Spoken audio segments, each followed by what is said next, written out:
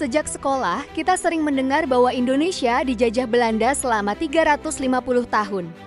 Tapi benarkah seluruh wilayah Indonesia benar-benar dikuasai Belanda selama itu? Jawabannya ternyata jauh lebih rumit. Belanda memang mulai datang ke Nusantara pada akhir abad ke-16. Pada tahun 1596, ekspedisi Cornelis de Houtman tiba di Banten. Namun, kedatangan Belanda tidak berarti mereka langsung menguasai seluruh wilayah Nusantara. Pada masa itu, Nusantara terdiri dari banyak kerajaan dan wilayah dengan pemerintahan masing-masing. Bahkan, penguasaan Belanda terhadap wilayah-wilayah tersebut berlangsung secara bertahap selama berabad-abad. Contohnya Aceh. Perang Aceh baru dimulai pada tahun 1873 dan konflik tersebut berlangsung selama puluhan tahun.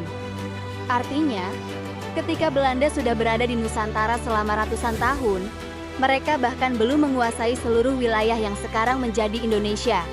Lalu dari mana angka 350 tahun berasal?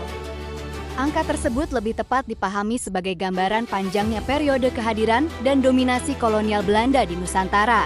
Bukan berarti seluruh Indonesia dijajah secara terus-menerus selama 350 tahun. Bahkan, wilayah kekuasaan Belanda juga berubah-ubah sepanjang sejarah.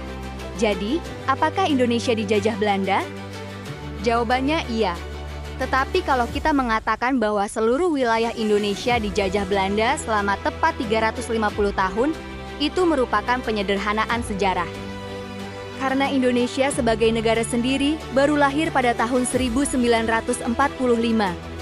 Dan wilayah yang sekarang kita sebut Indonesia baru berada di bawah kekuasaan kolonial Belanda secara bertahap, melalui proses yang panjang dan berbeda-beda di setiap daerah.